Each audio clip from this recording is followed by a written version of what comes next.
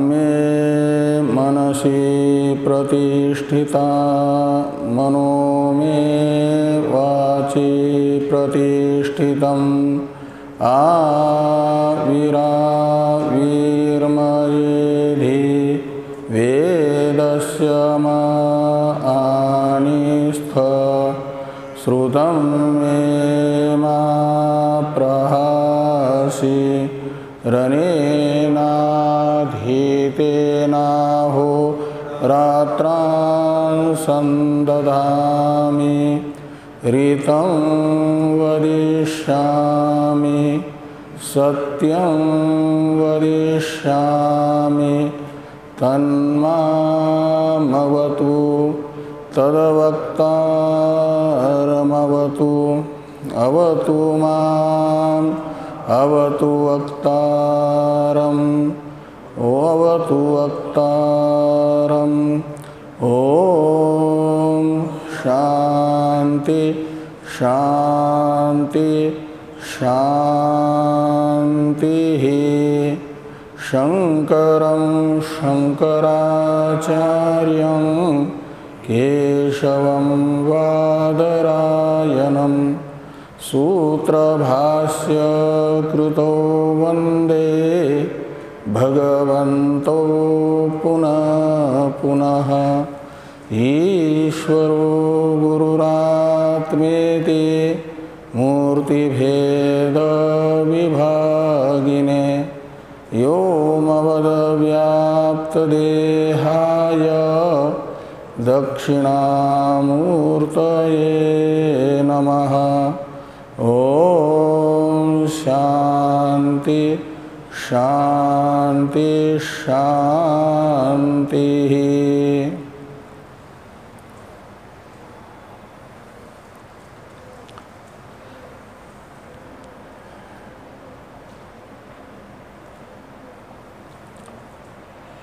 ऋग्वेदीय ऐत्रेय उपनिषद के प्रथम अध्याय के द्वितीय खंड के द्वितीय मंत्र का भाष्य सहित विचार हम लोग कर चुके हैं। तृतीय मंत्र का विचार प्रारंभ होना है।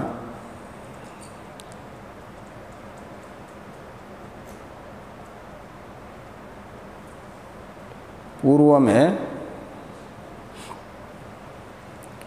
समष्टि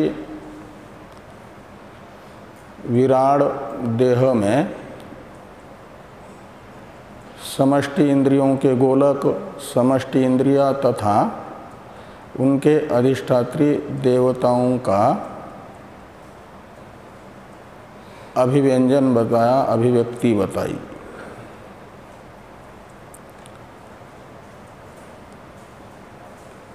और इस खंड के प्रारंभ में भगवान वेद ने बताया कि परमेश्वर ने विराड को भूख प्यास से युक्त कर दिया। तो अग्नि के संपर्क से जैसे अग्नि का दाहकत्व लोहे में आ जाता है, जल में आ जाता है, ऐसे ही भूखे प्यासे विराड के संपर्क से जो समष्टि इंद्रियों के अधिष्ठाता अग्नि देव हैं, वे भी भूख प्यास से युक्त हो गए।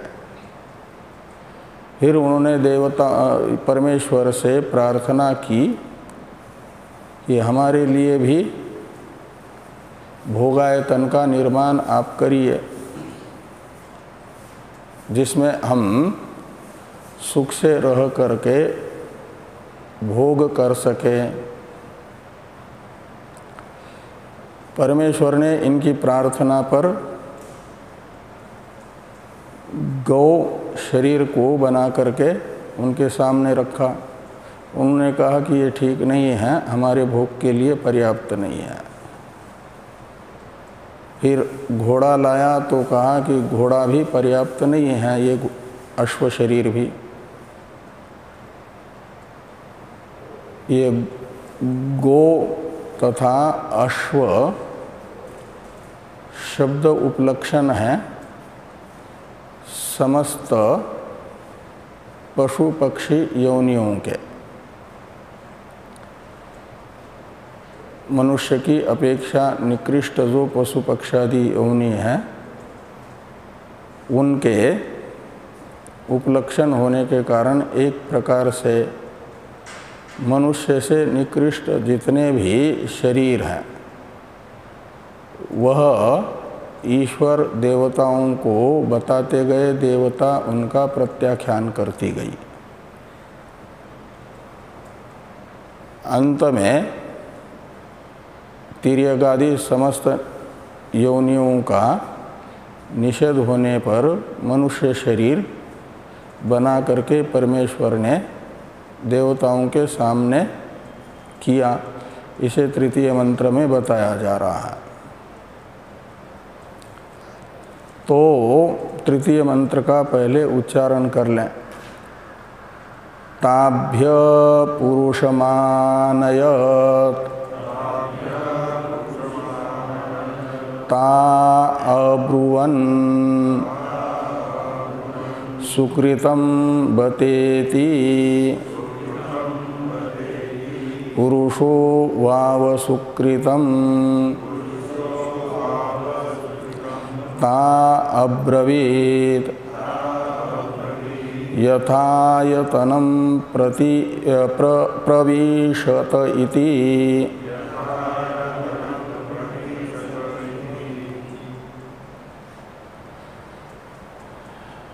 तो ताभ्य यानी देवताभ्य पशु पक्षादि समस्त योनियों के देवताओं के द्वारा प्रत्याख्यातित होने पर, निवारित होने पर परमेश्वर ने पुरुषम ताभ्य आनयत देवताओं के लिए पुरुष का निर्माण करके उन्हें दिखाया। पुरुष शरीर को देख करके देवता भी प्रसन्न हुई। उसे कहा जा रहा है कि ता अब्रुवन सुकृतम बत इति। देवताओं को बड़ी प्रसन्नता हुई मनुष्य शरीर देख करके और उन्होंने अपनी खुशी इस वाक्य से प्रकट की परमेश्वर के पास कि ता अब्रुवन देवताओं ने कहा। क्या कहा? तो सुकृतम बत इति। तो यह शरीर सुकृत है का मतलब हमारे भोग के लिए पर्याप्त हैं। आपने हमारे उचित ही शरीर का निर्माण किया है।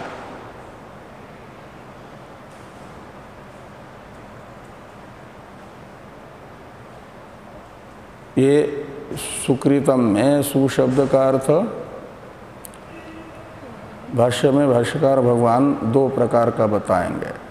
एक सु का अर्थ है शोभनम, कृतम इति सुकृतम। तो ये आपने हमारे लिए अच्छा से आयतन बनाया है। अथवा सुकृतम शब्द का अर्थ निकलेगा, सु शब्द का अर्थ शोभन न करके स्वयं।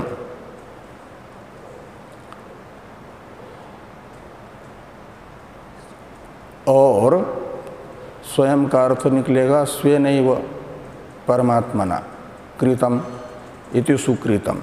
ऐसा तृतीय तत्पुरुष समास हो जाएगा। तो कई एक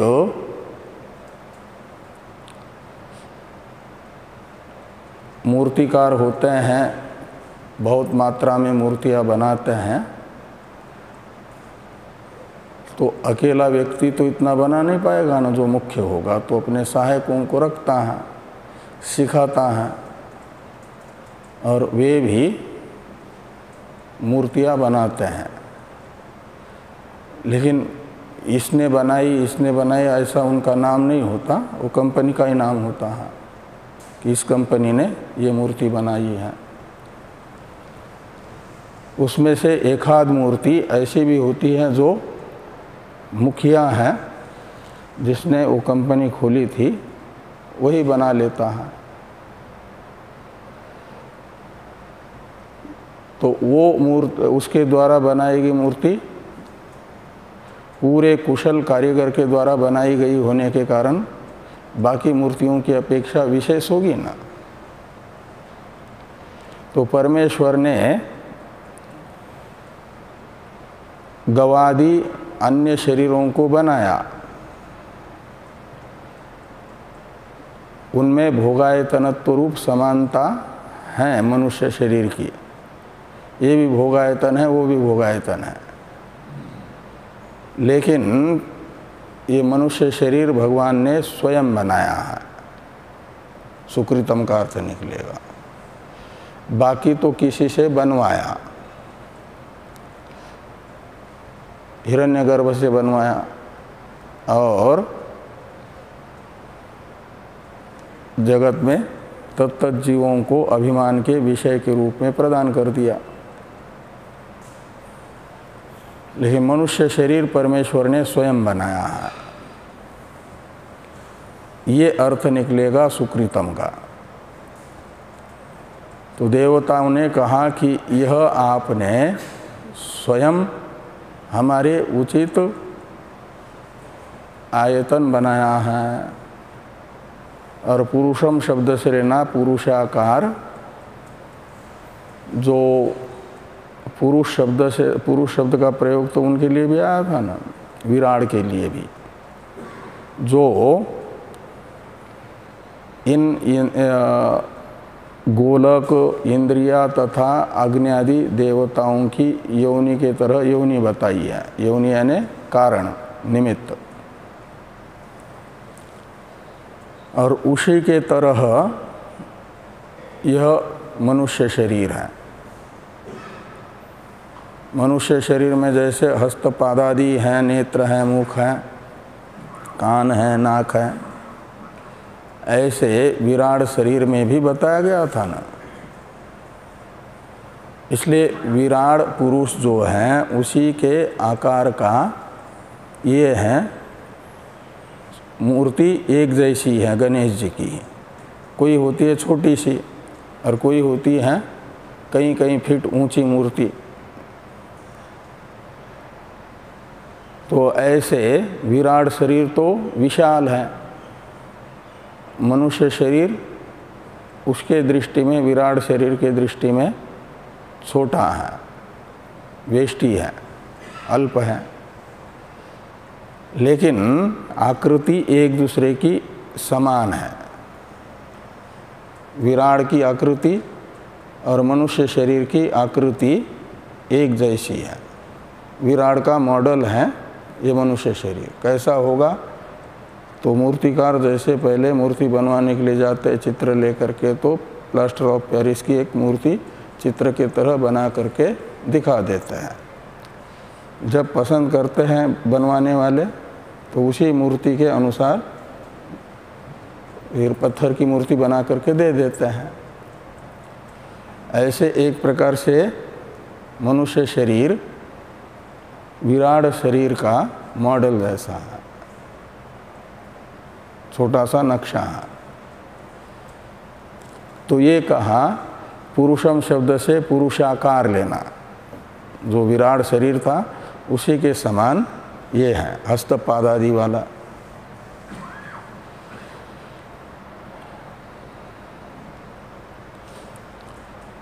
तो इसमें देखा मनुष्य योनि की अपेक्षा निकृष्ट योनि में विवेक नहीं है ना, विवेक विज्ञान नहीं है। जैसे घोड़े के लिए कहा था कि ऊपर के नीचे के दांत होने पर भी विवेक विज्ञान नहीं है। ऐसे जितने निकृष्ट योनियां हैं मनुष्य की अपेक्षा, उनमें विवेक की न्यूनता है। और मनुष्य विवेक विज्ञान से संपन्न आत्मात्म विवेक कर सकता है। वे चाहने पर भी नहीं कर सकते आत्मात्म विवेचन। ये विशेषता है मनुष्य शरीर की। तो ता अब्रुवन सुकृतम इति सुकृतम बत इति, ये तो हमारे लिए बड़ा सुंदर आयतन है। ऐसी अपनी प्रसन्नता व्यक्त परमेश्वर के सामने अग्नि आदि देवताओं ने की। और आगे कहते हैं कि पुरुषो वाव सुकृतम, तो ये जो पुरुष हैं यानी विराट शरीराकार मनुष्य शरीर हैं, यही सुकृत हैं यानी परमेश्वर के द्वारा स्वयं कृत हैं। और इसी मनुष्य शरीर से पुण्य पाप होते हैं। इसको कर्म योनि माना है ना। ये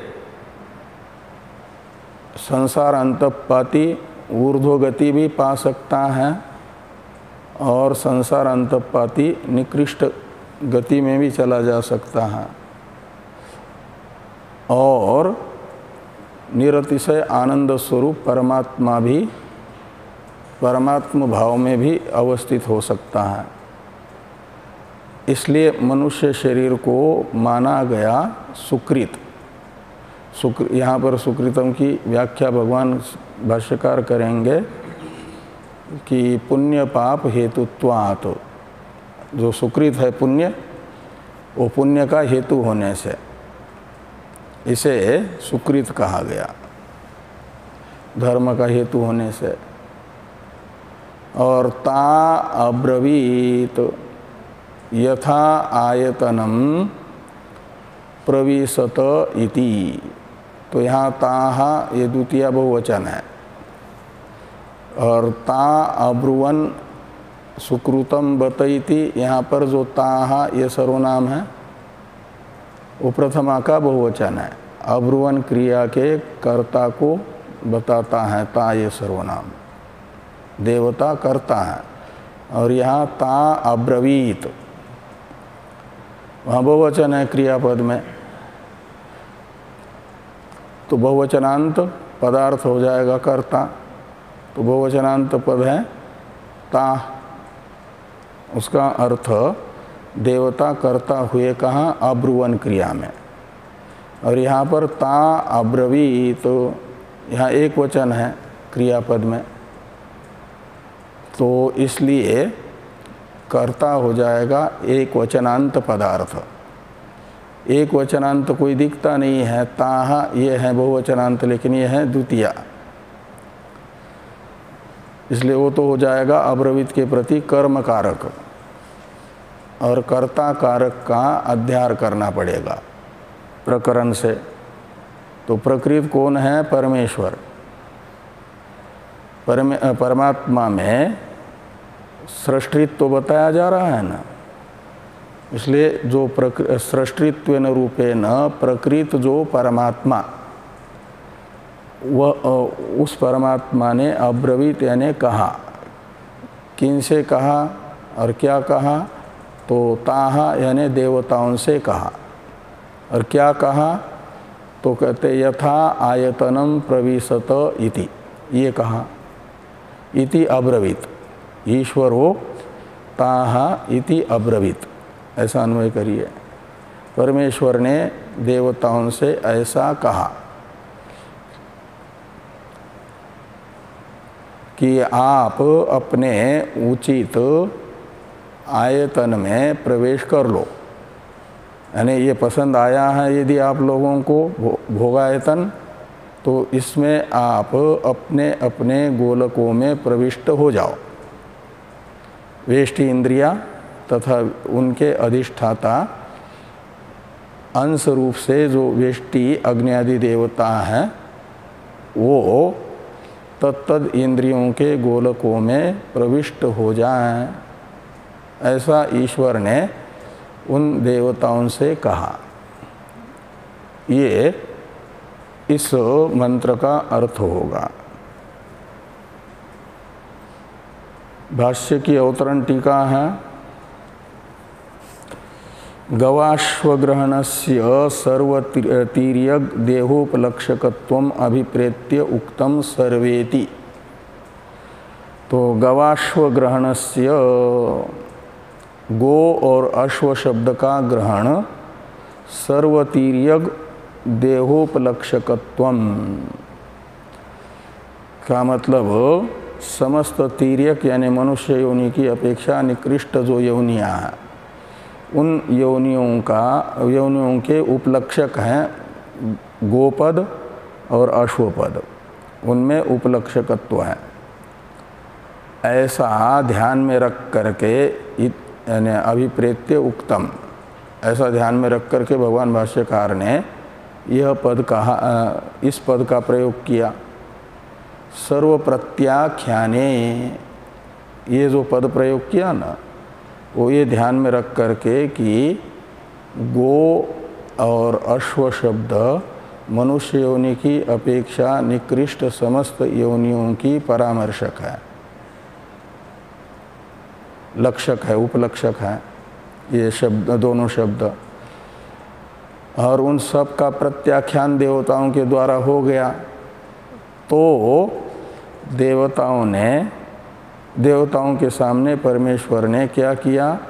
तो कहते ताभ्य पुरुषम आनयत स्वयोनिम, स्वयोनि भूतम। इसमें स्व शब्द से लेंगे देवताओं को। तो देवताओं का कारणभूत, योनिभूत यानी प्रकृतिभूत, हेतुभूत जो मनुष्य पुरुषम यानी विराट पुरुषाकार जो मनुष्य शरीर, उस मनुष्य शरीर को आनयत बना करके देवताओं को दिखा दिया। स्वयोनि के विषय में टीकाकार लिखते हैं, देवता तो पहले से बनी है, तो देवताओं की योनि कैसे मनुष्य हुआ? इसलिए उसका अर्थ कहते हैं इस प्रकार करना कि स्वयोनि भूतम इति स्वयोनि भूत विराट पुरुष देह सजातीयम इत्यर्थ। तो स्व यानी देवता, उनका कारणभूत है विराट शरीर, और उस विराट के पुरुष के तरह देह बनाया, सजातीय, विराट सजातीय यानी विराट जैसा देह है, छोटा सा लेकिन विराट जैसा ही है। विराट में जैसे विवेक है, ऐसे विवेक युक्त मनुष्य शरीर बनाया।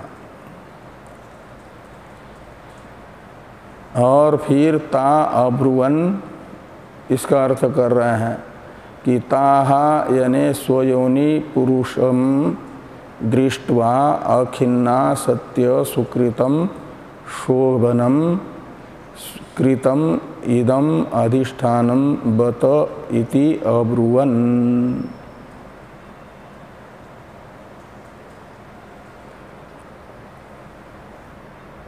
तो ये कहते हैं कि ता यानी वो देवताओं ने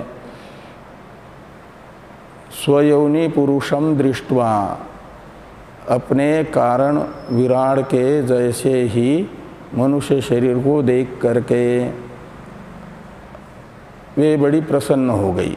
अखिन्ना सत्य, खिन्न का तो अर्थ होता है ग्लानि युक्त होना, और अखिन्ना का मतलब हो जाएगा प्रसन्न चित्त। तो उनके चेहरे पर एक प्रकार से प्रसन्नता ज्ञापित हो रही है। जैसे अपने प्रियजनों को देख करके प्रसन्नता का अनुभव होता है ना, ऐसे इनका अभिष्ट आयतन इनको मिल गया तो ये बड़े प्रसन्न हो गए, अखिन्न हुए। और फिर सुकृतम शोभनम कृतम इदम अधिष्ठानम बत इति अब्रुवन। ये बड़ा सुंदर आयतन भगवान ने हमारे लिए बनाया है, ऐसा उन्होंने कहा। अब तस्मात् इसका अवतरण है टीका में, यस्मात् स्वकीय परितोष द्योतकेन सुकृतं बत इति अनेन शब्देन पुरुषदेहम् उक्तवत्यः तस्मात् तस्य इदानीम अपि सुकृतत्वम इत्याह तस्मादिति। शुरू में देवताओं ने जिस कारण से अपने परितोष का द्योतक मान लिया, द्योतक सुकृतम बत इस शब्द का प्रयोग मनुष्य शरीर के लिए किया। देवताओं की प्रसन्नता किससे ज्ञापित हो रही है? उनके द्वारा प्रयुक्त सुकृतम बत इस शब्द से। तो अपनी अंतः प्रसन्नता को प्रकट करने वाले सुकृतम बत इस शब्द का प्रयोग शुरू में जिस कारण से देवताओं ने किया, आगे कहते हैं तस्मात् तस्य इदानीम अपि सुकृतत्वम। तो प्रारंभ में मनुष्य शरीर के लिए सुकृत शब्द का प्रयोग हुआ, इसलिए इस समय भी यह सुकृत ही हैं। इस अभिप्राय से लिखते हैं तस्मात् भाष्य में। तो तस्मात् पुरुषो वाव, पुरुष एव, वाव शब्द अवधारणार्थ में है, इसलिए उसका अर्थ कर दिया एव। तो पुरुषो वाव का अर्थ हुआ पुरुष एव। सुकृतम यानी सर्व पुण्य कर्म हेतुत्वात्, समस्त पुण्य कर्म का हेतु होने के कारण मनुष्य शरीर ही सुकृत के तरह सुकृत है।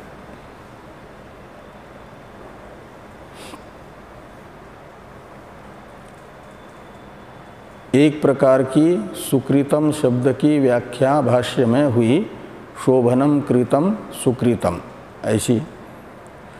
अब सुकृतम में सु शब्द का अर्थ दूसरा करके व्याख्या की जा रही है, स्वयं वा इत्यादि से। तो स्वयं वा स्वेनैव आत्मना स्वमायाभिः कृतत्वात् सुकृतम उच्यते। उच्यते का कर्म होगा पुरुषः। तो पुरुष को यानी मनुष्य शरीर को सुकृतम उच्यते, सुकृत कहा जाता है। क्यों? तो कहते हैं स्वयं कृतत्वात्, और स्वयं का अर्थ है परमेश्वर को लेना स्वयं शब्द से, इसलिए स्वेनैव आत्मना स्वयं का अर्थ करते हैं। तो स्वेनैव आत्मना यानी स्वयं भगवान ने, स्व शब्द से परमात्मा को लेना। तो स्वयं स्वेनैव आत्मना स्वमाया भी कृतत्वात्, तो परमेश्वर ने अपनी माया से स्वयं ही मनुष्य शरीर को बनाया है। का मतलब स्वयं ही इसमें अभिव्यक्त हुआ है विशेष रूप से। यद्यपि सभी शरीर में अंतर्यामी के रूप में वही है, लेकिन विवेक शक्ति संपन्न आयतन से युक्त ये मनुष्य शरीर होने से उसे एक विशेष दर्जा दिया जा रहा है। तो स्वेनैव आत्मना स्वमाया भी कृतत्वात्, यानी परमेश्वर के द्वारा स्वयं किया गया होने के कारण इसे सुकृतम ऐसा कहा जाता है मनुष्य शरीर को। भाष्य टीका में है एक वाक्य, स्वयं वेति, इस प्रतीक के बाद में ईश्वरेणैव स्वेनैव कृतम भृत्यादि कृतापेक्षया सुकृतम सुष्टु कृतम इत्यर्थ। तो स्वेनैव यहाँ पर स्व शब्द परमात्मा का परामर्शक है, इसलिए कहते ईश्वरेण स्वेनैव, यानी स्वयं परमात्मा ने, ईश्वर ने, कृतम यानी बनाया। तो कहा बाकी योनियों को, कहते भृत्यादि कृत अपेक्षया, बाकी योनियाँ तो जो परमेश्वर के भृत्य हैं, हिरण्यगर्भ आदि, उनके द्वारा बनाए गए हैं बाकी शरीर, और मनुष्य शरीर स्वयं परमात्मा ने बनाया, इसलिए इसे सुकृतम यानी सुष्टु कृतम ये कहा जाता है। सुकृतम यानी सुष्टु कृतम इत्यर्थ। तो कहा फिर यहाँ स्व शब्द का प्रयोग होना चाहिए था या स्वयं शब्द का प्रयोग होना चाहिए था? स्वयं कृतम ऐसा। सु शब्द का प्रयोग कैसे हुआ? तो कहते हैं प्रिशोदरादित्वात् स्वयं इति स्थाने सु शब्द इत्यर्थ। एक प्रिशोदरादि गण है, उसमें, और ये आकृति गण है। आकृति गण होने से उसमें पठित जितने शब्द हैं उतने तो उसमें रहेंगे ही, उनमें तो प्रिशोदरादि गण के शब्दों के लिए जो कार्य बताया गया है व्याकरण में वो होगा ही। लेकिन आकृतिगण मानने पर उनसे उस गण में जो नहीं है, लेकिन उस गण का कार्य शब्द में हुआ हुआ दूसरे दिखता है, तो उसे भी उसी गण का माना जाएगा। ये आकृति गण का अर्थ निकलता है। तो प्रिशोदरादि गण में किसी शब्द के स्थान पर किसी शब्द का प्रयोग करके उसे साधु बनाया जा सकता है। तो ये जो सुकृत शब्द हैं, इसे प्रिशोदरादि गण का मान करके स्वयं शब्द के स्थान पर सु शब्द का प्रयोग हुआ।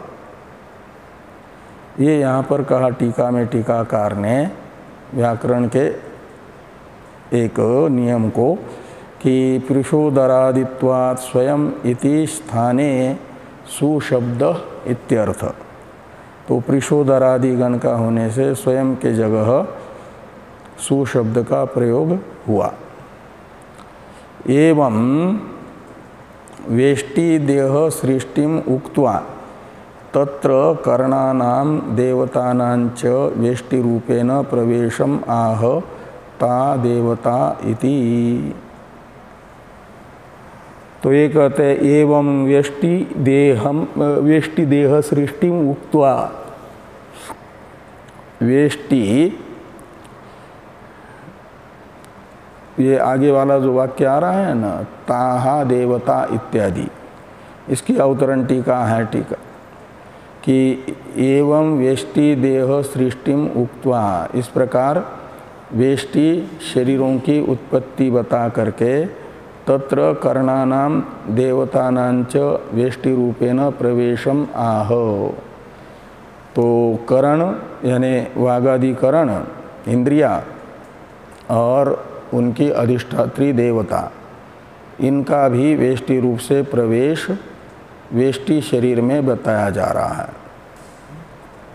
प्रवेशम आह, तो भाष्य में है ता देवता ईश्वरो अब्रवीत, परमेश्वर ने उन देवताओं से कहा।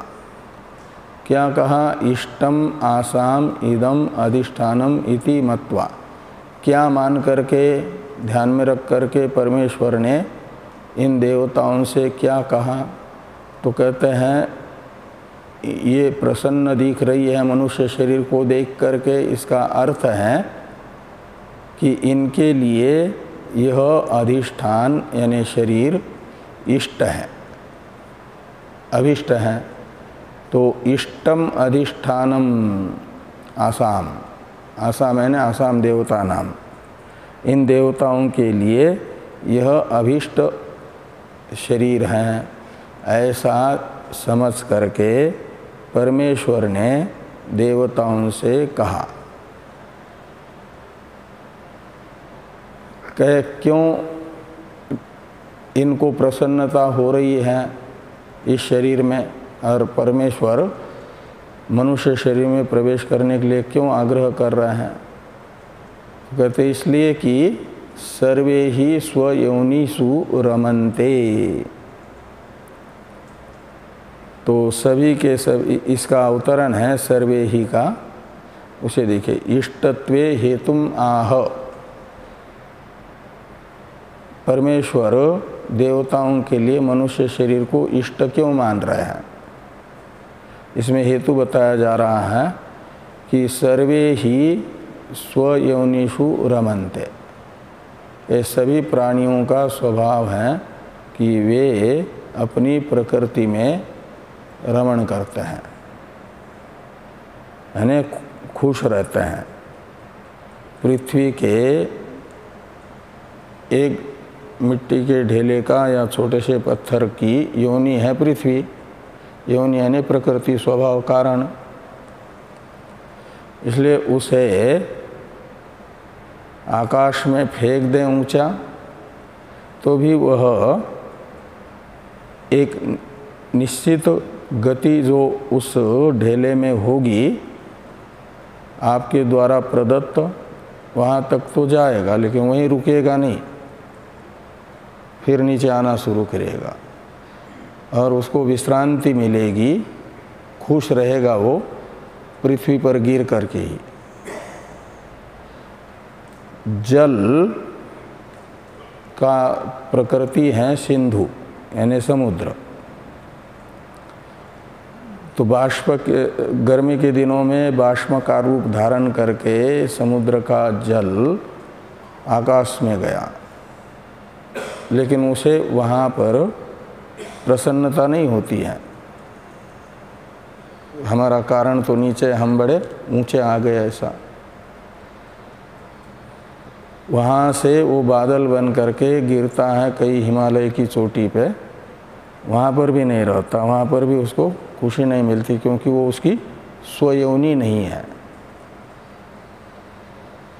वहाँ से बहते बहते किसी नाले में मिलता है, वहाँ से दूसरे नाले में, तीसरे नाले में, फिर वो नाला किसी नदी में, वह नदी फिर किसी दूसरी नदी में, वह नदी फिर सीधे समुद्र में मिलने वाले किसी नदी में मिल जाती है, और समुद्र में पहुँच करके वह खुश हो जाता है।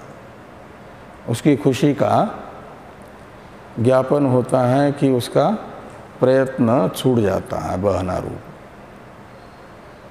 शांत हो गया, आराम पा लिया, विश्रांति पा रहा है वहाँ पर। इसका अर्थ है कि हर एक चीज़ अपनी प्रकृति में ही रमण करती है, खुश रहती है। तो देवताओं की भी प्रकृति है विराट पुरुष, स्वयोनि है ना, तो उन्हें इंद्रियों की, देवताओं की प्रकृति इंद्रियों के तत्त अंगों को बताया गया ना, इसलिए तदाकार उसी विराट पुरुष का जो छोटा सा रूप है मनुष्य रूप, उस मनुष्य योनि को उनकी अपनी योनि यानी प्रकृति ही माना जाएगा और उसमें वे रमण करेंगे।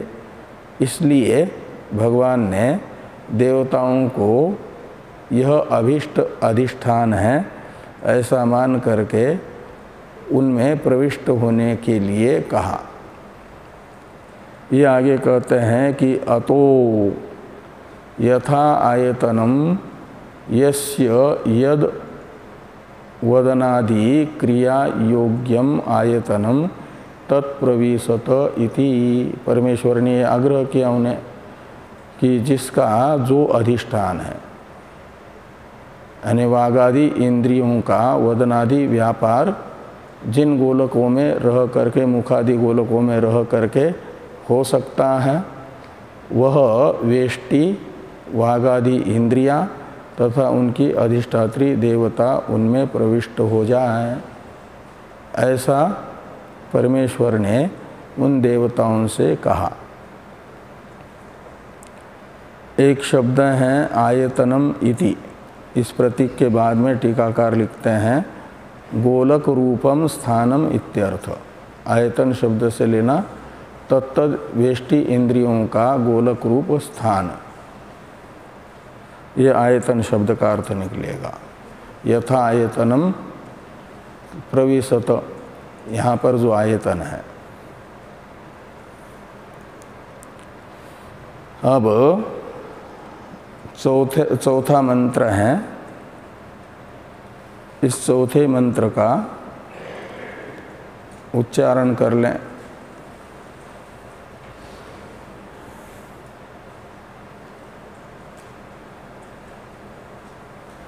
अग्निर्वाग्भूत्वा मुखं प्राविशत्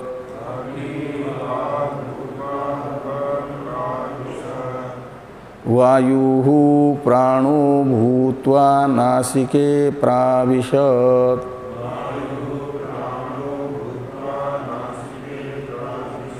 आदित्यश्चक्षुर्भूत्वा अक्षिणी प्राविशत्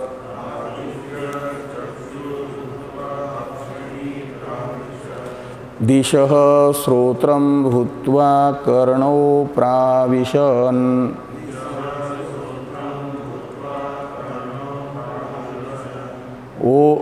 ओषधि वनस्पतयो लोमानि भूत्वा त्वचं प्राविशन्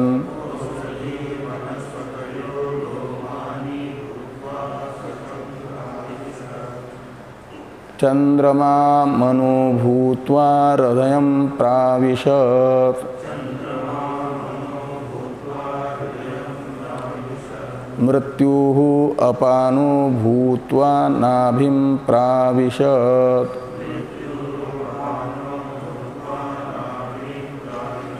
आपो रेतो भूत्वा शिश्नं प्राविशन्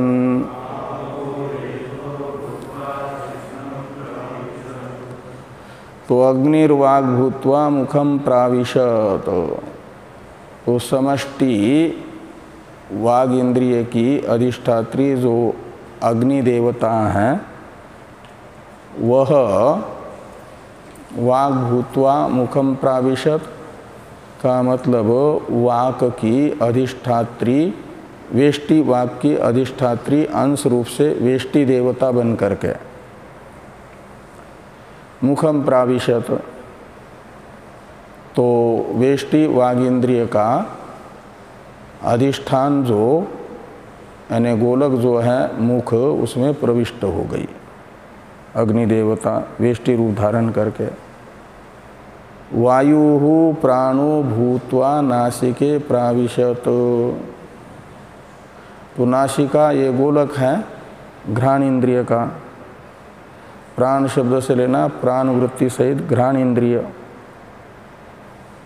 तो नासिका रूप अपने गोलक में प्राण सहित घ्राण इंद्रिय प्राण वृत्ति सहित प्रविष्ट हो गया, तो उस घ्राण इंद्रिय की अधिष्ठात्री वायु देवता भी अपने वेष्टि रूप से प्रविष्ट हो गई। किसमें? नासिका में। और आदित्यश्चक्षुर्भूत्वा अक्षिणी प्राविशत, तो आदित्य ये अधिष्ठात्री देवता है, चक्षु इंद्रिय अधिष्ठेय हैं और अक्षि गोलक है। तो अक्षि पदार्थ जो नेत्र इंद्रिय के गोलक हैं उसमें वेष्टि चक्षु इंद्रिय प्रविष्ट हुआ। उस पर अनुग्रह करने के लिए अंश रूप से यानी वेष्टि रूप से आदित्य देवता ने भी प्रवेश कर लिया। और दिशः श्रोत्रम भूत्वा कर्णौ प्राविशन, तो दिशः बहुवचन है ना, इसलिए प्राविशन क्रिया में भी बहुवचन है।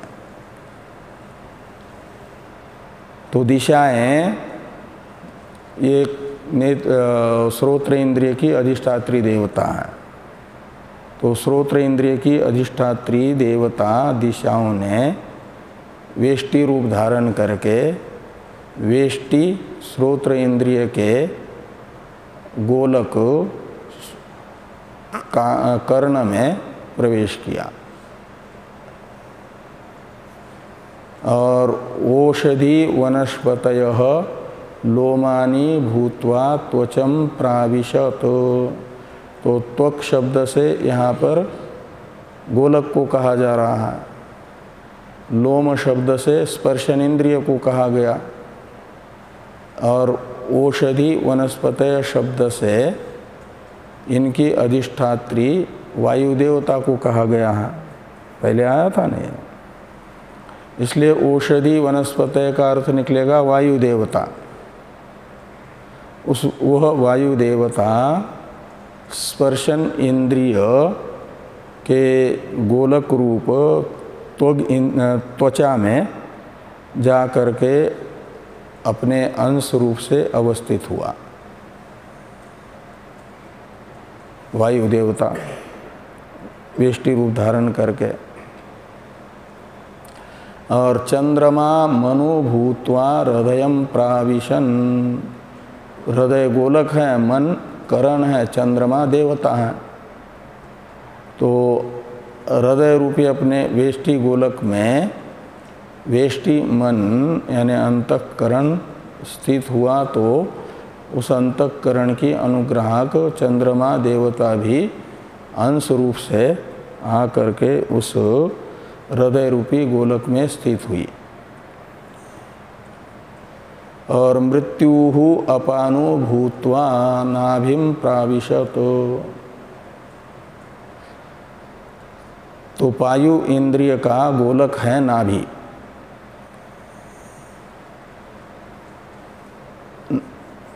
और अपान शब्द से लेना अपान युक्त पायु इंद्रिय और मृत्यु से लेना उस अपान युक्त पायु इंद्रिय की अधिष्ठात्री देवता।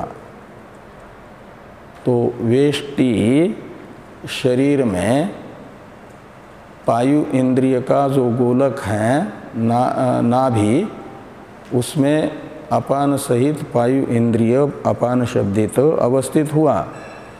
तो उस पर अनुग्रह करने के लिए मृत्यु देवता ने भी नाभि में प्रवेश कर लिया।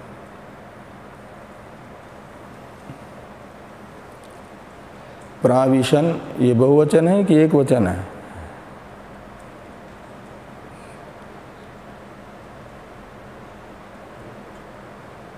एक वचन। चंद्रमा एक, पहले वाले में चंद्रमा एक था ना, इसलिए वो मौन उससे वो हुआ है, एरोनुनासिक नुनासिक हुआ, तकार या दकार को नकार हुआ। तो मृत्युहु अपानु भूत्वा नाभिम प्राविशत और आपो रेतो भूत्वा शिश्नम प्राविशन। तो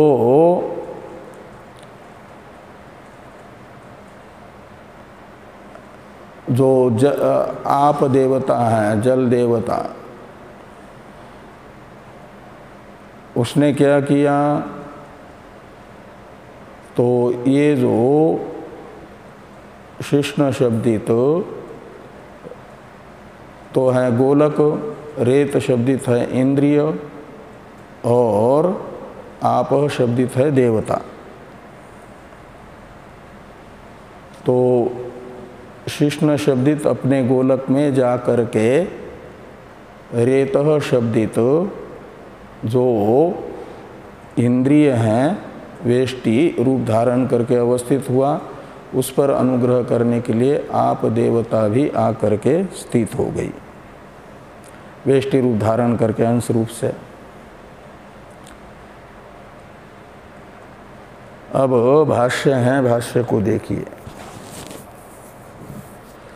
तथा अस्तु इति अनुज्ञां प्रतिलभ्य ईश्वरस्य नगर्याम इव बलाधिकृतादयः। तो जैसे राजा के सेनाधिपति बल का तो अर्थ है सेना, और अधिकृत का अर्थ है उनके अधिकारी। तो बलाधिकृतादयः यानी राजा के नगर में उस नगर के संरक्षक सेना के साथ उस कंपनी के जो कमांडर हैं वो भी प्रवेश कर लेते हैं ना। ऐसे भगवान की आज्ञा प्राप्त करके ये अग्नि आदि देवता भी प्रविष्ट हो गए। ये यहाँ पर कह रहे हैं कि तथा अस्तु इति अनुज्ञाम प्रतिलभ्य। मूल में क्या हुआ, अग्नि आदि देवताओं ने ईश्वर की अनुज्ञा तो मान ली, लेकिन कौन सी अनुज्ञा मान ली? अनुकूल जो आज्ञा है वो तो उसका तो पालन कर लिया। नहीं तो पहले पहले जो शरीर दिखाया गौ शरीर, उसे में प्रवेश करना चाहिए था ना। तब तो माना जाता अनुकूल प्रतिकूल दोनों आज्ञा का पालन ईश्वर के जीव करते हैं। लेकिन बाकियों का तो प्रत्याख्यान कर दिया और अपने अनुकूल देखा तो कहा ठीक है आप कह रहे हैं तो हम इसमें प्रवेश कर लेते हैं। हाँ हाँ, तो नचिकेता ने तो आत्मविद्या के लिए कुछ भी नहीं मांगा। हिरण्यगर्भ जो मनुष्य योनि से भी श्रेष्ठ है, संसार में सबसे श्रेष्ठ योनि है, उसका भी प्रत्याख्यान कर दिया। कामस्याप्तिम जगत प्रतिष्ठाम, इस मंत्र में हिरण्यगर्भ पद देने का प्रस्ताव रखा है। लेकिन नचिकेता ने कहा ये सब आप अपने पास रखो। और नचिकेता तो दूसरा वर आत्मज्ञान को छोड़ करके मांग नहीं सकता। ये तो मनुष्य शरीर की विशेषता है। तो इनको तो भोग के लिए चाहिए, इसमें आसक्त हो गए ना। और वो तो आसक्त नहीं थे अनात्मा में किसी में भी। इसलिए ये कहते हैं कि यानी अनुज्ञाम प्रतिलभ्य, अनुकूल आज्ञा ईश्वर की प्राप्त देखी तो कहा कि ठीक है आप कहते हैं तो हम इसमें प्रविष्ट हो जाते हैं। तो अग्निर बीच में ये दृष्टांत था, नगरियाम इव बलाधिकृतादय, राजा की अनुमति पा करके सेना जैसे किसी नगर में प्रवेश करती है, ऐसे ही इन देवताओं ने भी मनुष्य शरीर में प्रवेश किया। इसको भी ब्रह्मपुर माना है ना धर उपासना के प्रकरण में। धर उपासना पढ़ी है कि नहीं? तो अग्निर वाग अभिमानी वाग एव भूत्वा, अग्नि कौन है? तो वाग अभिमानी देवता है। और वो वाग एव भूत्वा का मतलब स्वाम योनिम मुखम प्राविशत तथा उक्तार्थम अन्यत। तो वाग इंद्रिय अभिमानी देवता वाग बन करके अपने कारण जैसे मनुष्य शरीर में प्रविष्ट हो गई। मनुष्य शरीर में भी कहाँ पर? तो मुख में, क्योंकि मुख ये वाग का गोलक है।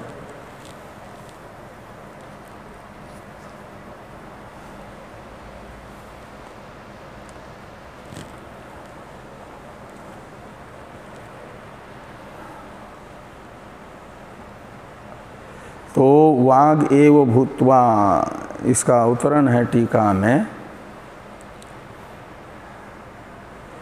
उससे पहले थोड़ा पूर्व वाक्य का अन्वय बताते हैं टीकाकार कि राज्ञो अनुज्ञां प्रतिलभ्य बलाधिकृतादय यानी सेनापत्यादयो नगर्यां यथा प्रविशन्ति तद्वत् ईश्वरस्य अनुज्ञां प्रतिलभ्य अग्निः प्राविशत इति अन्वयः।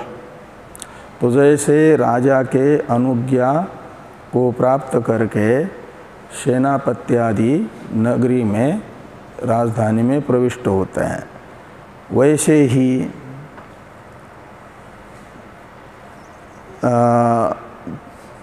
तद्वत का अर्थ हुआ वैसे ही ईश्वर से अनुज्ञां प्रतिलभ्य, ईश्वर की अनुज्ञा को पा करके अग्नि प्राविशत, अग्नि ने प्रवेश कर लिया। कहाँ? मुख में, मुखम प्राविशत।